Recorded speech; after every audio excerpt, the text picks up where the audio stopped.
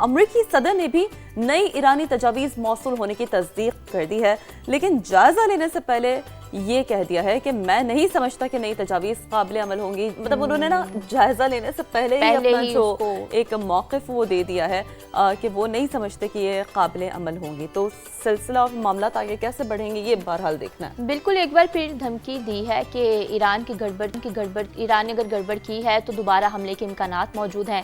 تو صدر ٹرمپ کا کہنا تھا کہ ایران معاہدہ کرنا چاہتا ہے کیوں تباہ ہو چکا ہے۔ یہ صدر ٹرمپ کے بیانات ہیں، وہ کہہ رہے ہیں کہ ایران معاہدہ چاہتا ہے اور وہ اس لیے چاہتا ہے کہ وہ تباہ ہو چکا ہے، تو ان کے لیے مشکل ہو رہی ہے، ان کا رہنما کون ہے یہ بھی نہیں پتا۔ امریکی صدر کی جانب سے یہ کہا جا رہا ہے، تو انہوں نے پھر واضح کیا ہے کہ ہم جلد واپس نہیں جائیں گے کیونکہ 3 یا 5 سال بعد کوئی واپس آنا نہیں چاہتا۔ اور صدر ٹرمپ نے ایران کی ناکہ بندی کو دوستانہ قرار دیا ہے، بولے ہیں کہ ہمیں کوئی چیلنج نہیں کر رہا، اور البتہ ڈیموکریٹس ایران سے مذاکرات کرنے کی ہماری صلاحیت کو نقصان پہنچا رہے ہیں۔ وہ اب دیکھیں نا، کسی بھی ملک میں ظاہر ہے جب اپوزیشن ہوتی ہے تو پھر اپوزیشن تو پھر ایز این اپوزیشن ہی بات کرتی ہے، اور ہمارے پاس بھی کیتھرین آپ کو یاد ہوگا جب ڈیموکریٹس رہنما وغیرہ آتے تھے، لیکن ان کا موقف بہرحال یہ سیم ہوتا تھا کہ نیشنل انٹیگریٹی پہ تو ان کی جانب سے بھی کبھی کوئی کمپرومائز نہیں ہوا۔ بالکل جب امریکی صدر کے بیان کا ہی ہم ذکر کریں تو اس سے پہلے ایک بیان میں امریکہ کی 47ویں صدر کا کہنا تھا کہ تہران نے 47 سال میں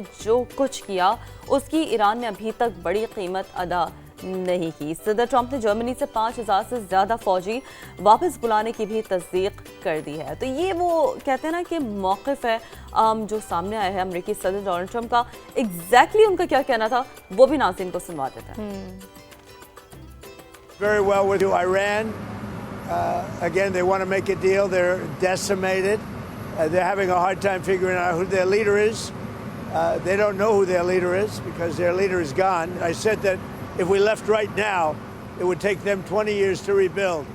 But we're not leaving right now. We're going to do it so nobody has to go back in 2 years or 5 years. They told me about the concept of the deal. They're going to give me the exact wording now, yeah. Is that other 15% important? Because the United States needs to eliminate that. Well, I'd like to eliminate it, yeah. I'd like to. Under what circumstances would you please start military strikes on targets? Well, I don't want to say that. I mean, I can't tell that to a reporter.